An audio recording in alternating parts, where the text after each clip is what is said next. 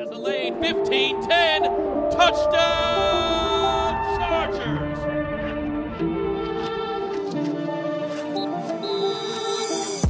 What's up, guys? We are back with a Week 15 episode of Chargers Weekly, presented by Microsoft Surface. As always, joined by Matt Money Smith. Buddy, again, my setup, show your Surface time. Sure. It's here. It's here. Mine is, looking at the pictures. I used it yesterday. We were on remote for Petros and Money, and so I think it might be in the front room because I had to use it on remote. There you go. So, yeah. Love it, though. I talked about it in the broadcast, as a matter of fact, when we were asking why it was taking so long for the review on Mikey Davis's interception. And I said, you know what? Maybe they just want to promote the Microsoft Surface a little bit more. I love mine so much because clearly this is a very easy call to make. I don't know what's taking Clete Blakeman, Phillip Rivers' favorite referee, so long to come to this decision. Maybe he's just trying to stick it to Phillip because he knew he was in the building. But, yeah, that was my answer. A little bit of extra advertising for Microsoft Surface since I appreciate mine so much. Yeah, unfortunately, one of the few highlights in that game, that Michael Davis interception at the beginning. Chargers lose 24-7, 5-8. Not the podcast that I think we want to be doing, Money, on a Tuesday, doing this early because of Thursday Night Football. And we just got the news that Justin Herbert will be placed on injured reserve, getting surgery on that finger. So a tough season. Makes it just a little bit tougher today. Yeah, it goes from bad to worse. And I can only imagine the tone from Al Michaels, who is never shy about sharing his disappointment in the matchups that he's been scheduled to call. I'm always thankful to call an NFL game, but I guess when you have the resume that Al Michaels has and you've had the career that he has, I guess it's okay for him to be a little less judicious when sharing how he feels about the two teams that are playing on the field. But instead of Justin Herbert versus Jimmy Garoppolo and a classic Raiders Chargers showdown, you're going to get Easton Stick versus Aidan O'Connell. And I'm excited. I'm excited for the opportunity. I've shared it on here before, I'm sure. If I haven't, shame on me. Easton's one of my favorite guys on the team, has been since he was drafted. He's as good a person as you'll be around.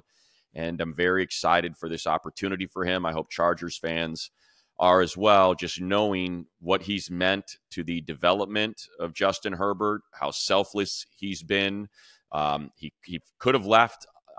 He absolutely could have left for a better potential opportunity this offseason, but really enjoys being in that quarterback room with Justin and recognizes his role. And you're talking about a guy that's a four-time national champion at FCS Nodak State, the Bison, and someone that, passed for nearly 10,000 yards and over 80 touchdowns and rushed for nearly 5,000 yards and 41 more, and is still out there trying to make Justin Herbert the best player he can be. So I'm excited for these 4 games for Easton, and I'm very hopeful he can make himself a lot of money here and do some great things with the Chargers. Money, I was just thinking about a week before, what could have happened on Sunday would have made this game really interesting, right? It had the Chargers beating the Broncos, and the Raiders not put up a goose egg at home against the Vikings and both win. You're 6-7, and everybody's real jumbled up, and it's a rivalry game, like you said. Justin Herbert versus probably Aidan O'Connell at that point, and just what a difference one game can make in the NFL. The Chargers really essentially eliminated from playoff contention Sunday, going to 5-8, not having your franchise quarterback. This last quarter of the season, the mind shift kind of changes, right? And, we're kind of looking forward to who do you want to see? Who do you want to see develop on this roster going into 2024? And I think Thursday, you mentioned Easton Stick's going to have a 4-game sample size of regular season football, and it kind of starts with him. What can he do with that, whether he is back here next year or elsewhere? Yeah, it does. And again, I would be – so I'll start with the schedule. I think the good thing is you have a chance to attack your division. You have a chance to sweep the Raiders. You want to beat the Raiders every time you see them. Let's sweep them, get that sweep this season, humiliate them, damage them, make sure Antonio Pierce has nothing but a miserable experience the remainder of his interim head coaching tenure. Make them question whether or not Aidan O'Connell is the guy and that maybe they have to dip back into the draft for another quarterback. I do all of that on Thursday. And then the following week, ruin the Buffalo Bills. go out there and knock off the Bills in prime time on a standalone game on Saturday night on Paramount Plus, the streaming service, and get that victory and knock them out of the playoffs. And then after that, make sure the Broncos get knocked out of the playoffs because they're the Broncos. And they ended your season, not mathematically, but certainly dealt you a darn near death blow. So go ahead and ruin theirs in that game. And then what better way to finish off the season than making sure the Chiefs don't have the number 1 seed? Hopefully there'll be another controversial call from a referee so Patrick Mahomes can act like a petulant child in front of the nation again. I mean, what a absolutely ridiculous display of bad sportsmanship that was. Let's do that again. And let's ruin Kadarius Toney. Why don't we start with Kadarius Toney, right? Instead of the referee. Yeah, exactly. And it's just, I obviously we all love him. He's an incredible player and he's so fun to watch. And we've been on the wrong side of that so many times. So it's going to sound like sour grapes coming in this space, but it's just, I wish someone would have been able to grab him and say, you got to stop. This is a bad look, man. Like that it's not to mention your left tackle, your right tackle is lined up. It should have been an illegal formation. He's so far back, and so I think it's just someone needed to grab him and say, you've got to chill out. This is not okay. The guy was offsides. So what if you don't like the call? If you never see the call, anyway. So, Money, I guess we can go back to the Broncos game quickly. 1 for 18 on 3rd and 4th down. You lose time of possession. You lose your franchise quarterback in the first half. And I think this has kind of been the theme of the season, right? Just not connected in all 3 phases. And the result you get is losing another game, dropping a 5-8. And, again, playoffs probably out of the conversation at this point.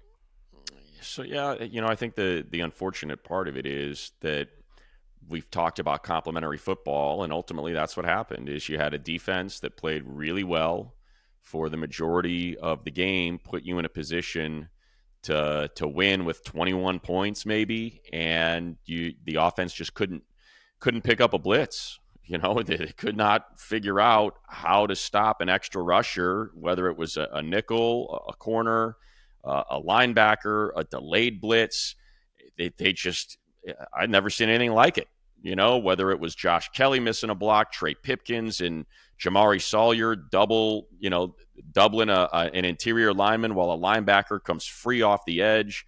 Zion blocking with Slater on a defensive lineman on the outside and allowing Browning to come running free up the middle. Like it was just one after another. It was, and then just quarterbacks that, for whatever reason, just A, didn't have a shot, or B, weren't aware that, hey, they're going to keep doing this. This is working. This is a team that has 28 sacks on the season, and they've got 6 in this game. So I think it's, and they probably could have had more, so many of those were just getting rid of the ball real quick right when you got hit. It was a disaster of a protection game.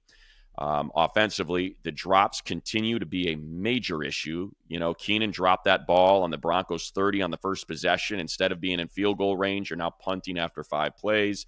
And then I liked the idea of kicking a field goal there, considering how well your defense had played the last 2 weeks, and knowing that a lot of the Broncos offense is running the ball, checking it down, and maybe the occasional deep shot, like just kick the field goal. But I'd have been proven wrong because Gerald Everett dropped the ball. It was a perfectly designed play. It was a perfectly thrown pass, and Everett couldn't survive the ground. So now you got 2 drops that have taken at least 10 points, maybe 14 off the board to start the game with zeros instead of, again, at least 10. And I don't know how to fix that because now it's been 4 weeks in a row. These pass catchers can't catch the ball, and that's a major issue. Yeah, those are things that you can control too. The fact that Keenan is out there kind of without Mike Williams and Joshua Palmer and the running game has been, let's go to the running game real quick because I see Isaiah Spiller getting the touches. It's just tough when you got 3 different guys trying to get into a rhythm. They're really going to have to figure out, I think, the last quarter of the season with kind of a lens toward 2024 is like, who's going to be on this team? Who do we need to see and who can we develop in this backfield? And right now, again, I thought Spiller did okay with his opportunities, but if you want to see who he is as an NFL player, I think these last 4 games could be a nice sample size for him, though. I don't think there's any question, Chris. You're going to see a lot more of him. And I thought he ran well. I thought he ran hard. He dragged defenders. He was able to hit the hole. He found the openings. And, I think I would be very – the only thing I could see preventing that from happening, and I don't know, forgive my ignorance, I don't know exactly what Austin Ekeler's incentives are. But if he has an opportunity to make a little bit more money, the guys are always trying to help players do that. Sure. So if that's the case, then you'd like to see Austin be able to pick up some cash for all he's done with this team, over his career. But yeah, look, Josh Kelly's in the last year of his deal. Austin Ekeler's in the last year of his deal. Isaiah Spiller's in the second year of his NFL career. I think it's obvious, when you're talking about developing and looking forward, you certainly want to know. You absolutely want to know going into next year, what do we need at this position? Do we feel like we have a guy in Joshua Kelly that we want to re-sign, or in Isaiah Spiller that'll be going into year 3 of a 4-year contract? So it certainly starts there. And I think it's unfortunate that it's a short week, but and I was really surprised the way that they called plays in that second half with Easton Stick. I would have thought for sure, because we've seen enough RPOs. We know they're in the playbook. Like, to just have him repeatedly drop back and be a drop back passer, the line couldn't block, and you're getting a ton of pressure. I was very surprised that we did not see more of Easton Stick as the runner, considering, what his college career and a 4-time champion was built upon. I mean, 41 rushing touchdowns, and that goes to those 2 plays, the third in less than 1 and the fourth in inches. It's like, I get it. I know that Justin has struggled a little bit with the sneak, but this is Easton's bread and butter. I mean, the guy's got 41 rushing touchdowns. How many of those you think were quarterback sneaks on the goal line? I'd say probably 15, if not more, of those 41, and countless others in the run game. This is someone who's comfortable with that contact, is probably a lot better at getting low and getting a few inches when you're trailing 17-7 and trying to get something going. Maybe that changes this Thursday. We see some more RPOs. But what we did see? Kind of shades of August, the Easton Stick to Quentin Johnson combination. Right. His 2 best plays of the season, when he go back-to-back, that big 50-plus yard gain, and then got him on the slant the next play. And again, we talked about Spiller. Quentin Johnson, man, I don't want him to leave the field for these next 4 games, right? Get some confidence, get some more reps under your belt, and maybe that early connection with Easton Stick can make him a little bit more comfortable in a way. No doubt. Look, I think so much of it's confidence, and belief and trust. And you're right. You saw that with Easton and Quentin in training camp. And I think it goes a long way when you're going to run that route and that guy's going to be looking for you. Maybe you're just mentally a little more ready. So much of it's concentration and mental. And to see him haul it in was a real highlight in what was a very upsetting day, I think, for Charger fans. But to put it in perspective, the guy's most productive game was against New England with 52 yards. That was a 57-yard catch. That's, how big of a play that was. And then you said it, the very next play was his best catch of the season, to break his guy off on that in cut and leave him in the dust, and then actually get his hands in front of him, snatch the ball in stride. Didn't slow down, didn't gather, in stride, snatch it, and go, and now you got a 1st and goal. And then he flashed open. He busted his guy up on the route on the very next play. Easton just didn't see him. He was wide open in the right corner of the end zone. Could have ended up having the touchdown that they cashed in with Austin Ekeler a play later. But that's important. And I'll just say it here, as we're in the middle of talking about the Bronco game instead of waiting. But that's what I think is so important for Charger fans to understand. If you finish 5-12, you got a shot at Brock Bowers. You got a shot at Kool-Aid McKinstry. I get it. But this team knew how to lose this year. They had a monopoly on figuring out how to lose games. Let's see if they can figure out how to win. I know the odds are stacked against them. Without Mike Williams, without Corey Linsley, without, obviously, Justin Herbert, without Joey Bosa. I get it. But let's see if they can figure out how to win and sweep the Raiders, how to win and ruin the season for the Bills and the Broncos and the Chiefs and feel like this is their playoff. And who knows? At 9-8, maybe the tiebreakers break your way, with that being the remainder of your schedule, those final 3 teams that are in the playoff hunt. figure out. It's so much more important to do that. And just look at the way the draft, laid out this past year. Achane, Nakua, Thule in the second round, Darius Davis in the fourth, Young for the Rams in the third round is the leading sack artist, as the leading sacker from the edge, like don't get caught up in having the 6th pick instead of the 16th. 100%. The winning games for young players, if it's Isaiah Spiller and Quentin Johnston and Deion Henley and JT Woods, if it's those guys that are, if it's a Quentin Johnston touchdown with 15 seconds left to win a game, if it's an Isaiah Spiller 100-yard game and a 4-minute drill to close it out, if it's a Deion Henley forced fumble when a team's when Josh Allen's trying to drive the Bills to win, that's going to go so much further than picking 6th instead of 20th. And that's what they've got to look at moving forward. 1,000,000%, man. I think we get caught up in, we want the highest draft pick possible. Doesn't matter. If you're picking in between, especially this year, if you're picking in between 7 and 15, it doesn't matter. There's going to be like 5 quarterbacks taken potentially in the first 12 picks. We don't know, but that's a position the Chargers certainly don't need.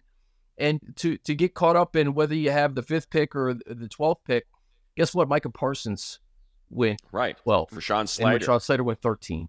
Okay, Derwin James 17th. Like it doesn't matter. You gotta learn how to win games. You do, especially with a lot of these young players who haven't figured out how to win games. A lot of these guys who are new that weren't on the team last year, or even guys who were on the team last year. You have to go through the process of winning, and it doesn't matter what 2024 looks like in terms of all the potential changes in really anywhere. But you have to win. You have to figure out how to win, and I think it's important, like you said, to not only get W's against divisional opponents, but also develop these guys. We talked about Quentin. We talked about Spiller. You mentioned Henley. I mean, man, give me all the Henley snaps here in the last 4 weeks of the year.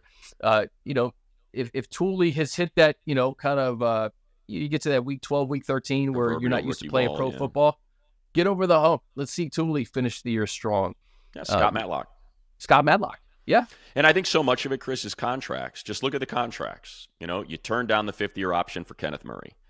Eric Kendricks is on a 2-year deal, and he's 30. So let's get Deion out there. And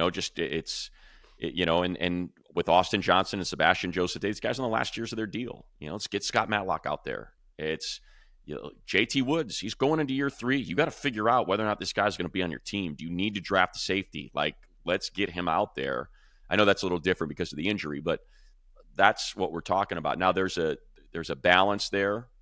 You owe it to the veterans. You owe it to Khalil Mack. You owe it to Rashawn Slater. You owe it to these guys that have played through all of their nicks and bruises, and in this game that is so physically demanding, to field a team that can win, that can support them, and they're not just helping young guys along. But I think those guys can win. I wouldn't put them out there. I'd mess with the O-line. I think Trey has really been challenged this year. I'd try kicking Jamari back out to tackle, see if he can man that position, and put McFadden in there at guard and see if that's a better combination. Trey has been incredibly leaky, and he had a rough game against the Broncos. Start playing with that.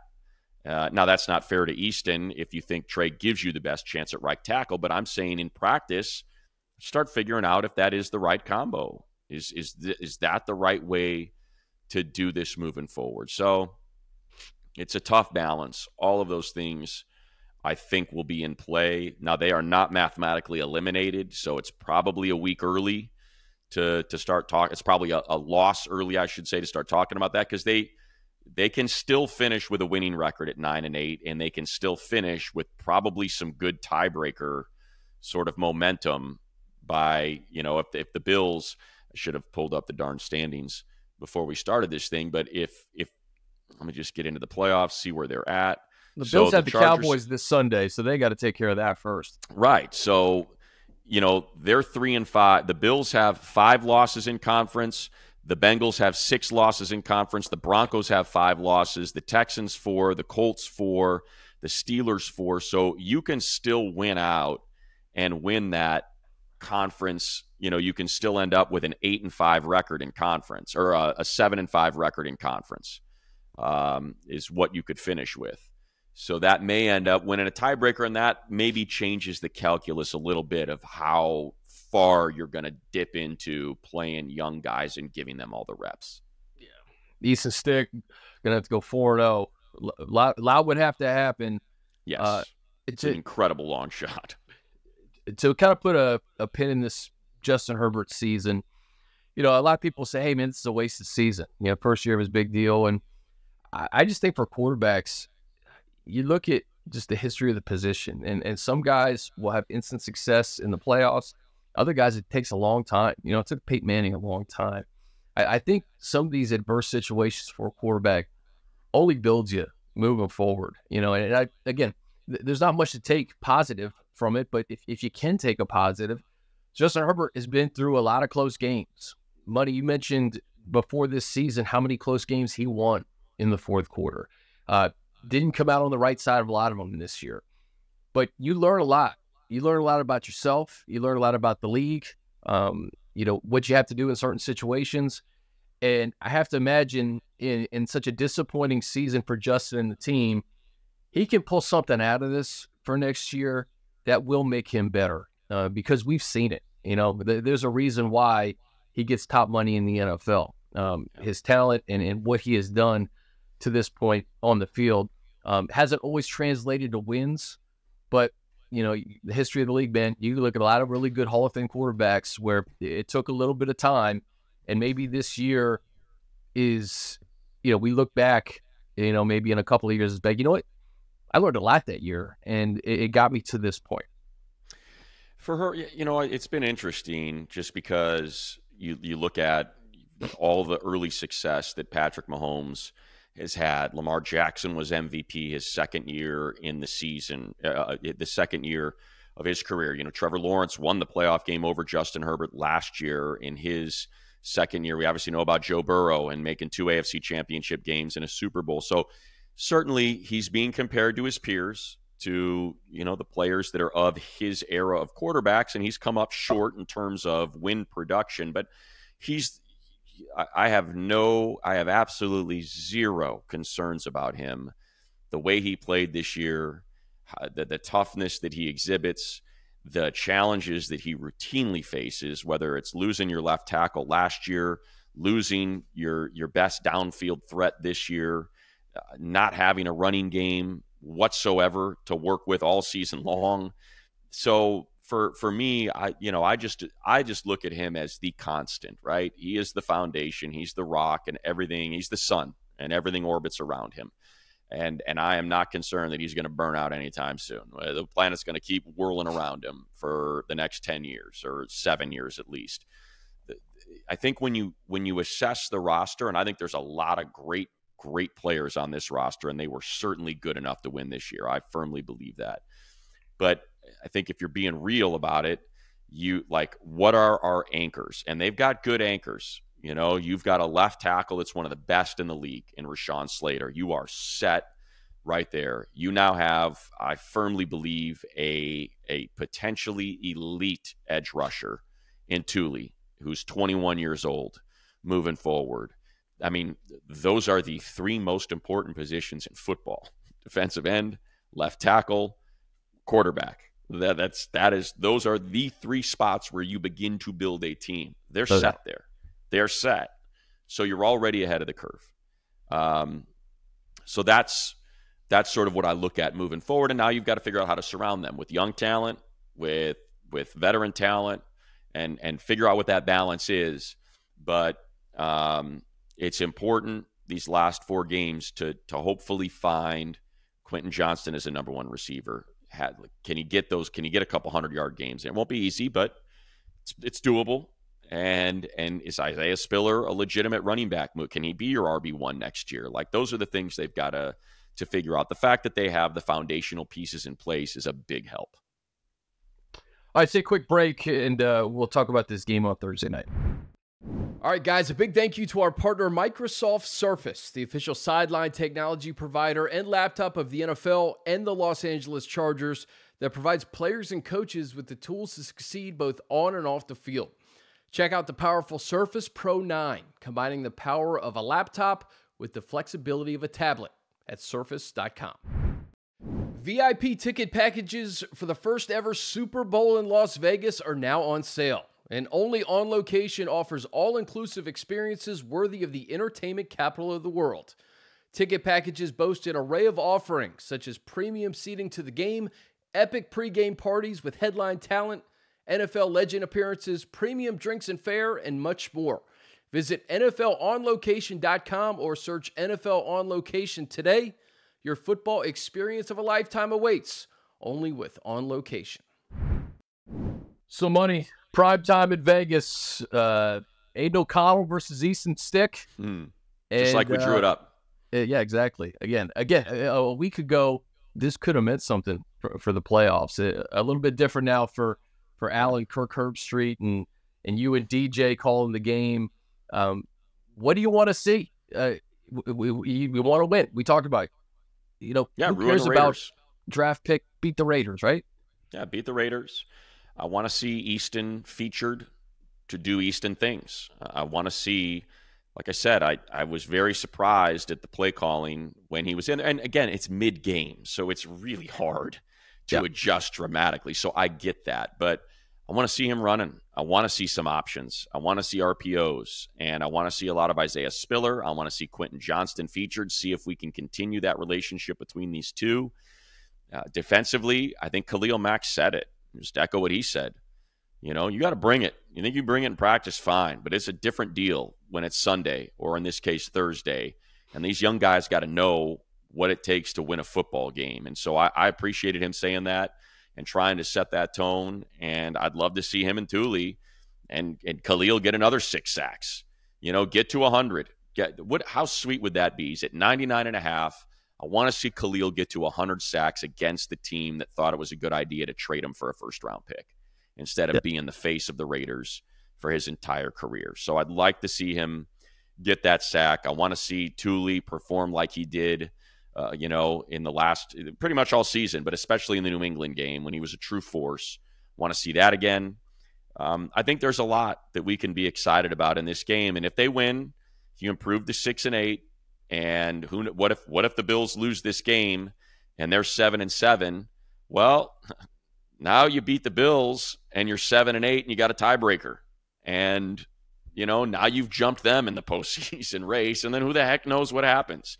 Defense certainly played well enough to win, to win that Bronco game. And maybe Bosa's ready to come back by the time we get to New Year's Eve. So there's still a lot left out there. I know it sounds crazy. It's Pollyanna. It's pie in the sky. I get it.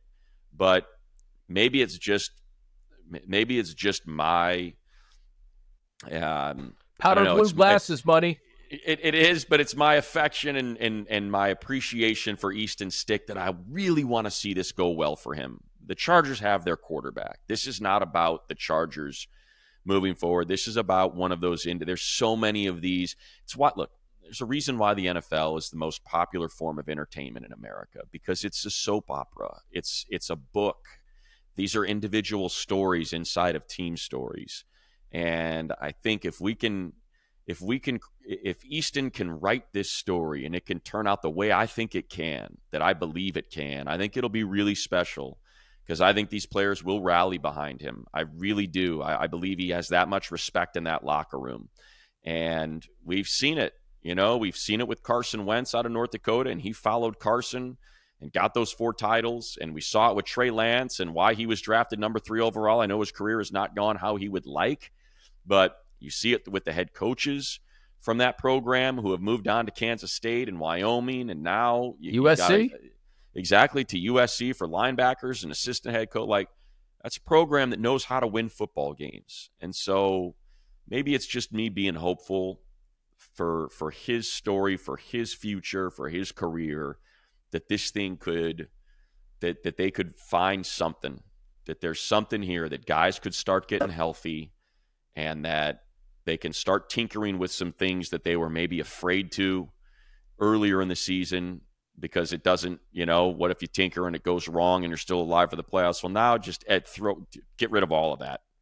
Everything's now wide open. So I think I believe Dan Henley can be a special player in this league. I want to see him out there on defense. I believe Isaiah Spiller can run the ball. I want to see him out there with 20 carries.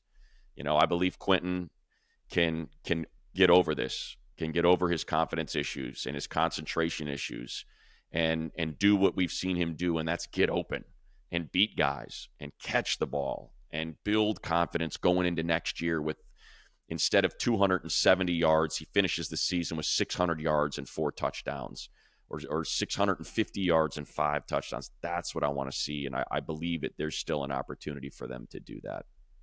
Buddy, I would argue that this is also just as important for the Chargers if Easton does well, because we may have talked about this in the offseason. I just think that the backup quarterback in the NFL is something you absolutely have to get right. And if you got to throw money at it, throw as much money as you can at it, because we've seen the injuries, especially in the AFC this year. Kenny Pickett down, Aaron Rodgers down, Joe Burrow down. Jake Browning has come in and done a heck of a job. Trevor Lawrence went down, came back, but he's not 100%. The Browns have had 4 different starting quarterbacks this year. Anthony Richardson down, Gardner Minshew in. What Shane Steichen is doing there is remarkable. Aidan O'Connell in for Jimmy Garoppolo. It's just Drew Lock for Geno Smith, Tyson Bagent for Justin Fields. I mean, the list goes on and on and on. Kirk Cousins, Dobbs. It's Derek Carr. It's crazy. And if you don't have a backup quarterback, it's very difficult to sustain success in the league. I'll just say this real quick, Chris. Understand, best case for me is Easton comes back as the backup because he has been essential to Justin Herbert, but he gets paid. I want to see him get some money. Put some money in that pocket. You earned it. And that's what I'm speaking to. No, absolutely. I'm 100% with you. I think that this is a great opportunity to show, no doubt, let pipe lock that Easton Stick can be a legit backup quarterback to Justin Herbert, and you don't miss a beat. And let's say that the tables were turned right now, money, and they were 8-5 instead of 5-8. That Easton can win you a game on Thursday night, get you to 9-5, and hold the fort down for when Justin comes back. I think that's more of a more palatable scenario for me. Is that okay? We have a backup quarterback that we know can win us games if our guy goes down and he can come back, So that 4 to 6 week stretch, if you don't have your guy, can your backup perform and get you to 500, let's say? Right. Yeah, and that's look, it's in front of him. It's going to be up to Kellen Moore to likely change things up, to play to his strengths. Again, I go back to the Bronco game and a couple plays that I just found interesting and was a bit curious as to why when he comes off the bench and he's throwing 3 straight passes and almost had that strip sack, it's like, man, just let's run the ball. They got on the layup, which was nice, got that quick 3-yard completion. But then after that, I was very surprised that they opted to run what they ran. But it's a Justin Herbert game plan. I get it. It's hard to change that in the middle of the game. Going into this Thursday game, I think we're going to see a much different looking offense. I really do. And hopefully it's an opportunity for Easton to get after it. I would like to see play calling, or I should say decision making.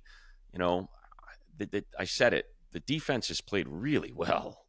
Field goals are okay. You're not playing the Miami Dolphins. You're not playing the Detroit Lions. You're not playing, and you can't even say the Chiefs this year. They've been so bad on offense this season. But I understand when you need touchdowns, not field goals. Against the Broncos, that was not the case. You could kick that field goal and make it 3-0. You need to take the points. You take the points and kick the field goal on 3rd down, and Justin Herbert doesn't run a 4th down play where he injures his finger. It's like, and that makes the game 7-3. The only 7 points they got came from the 3-yard line. An interception that gave them a 1st and goal from the 3.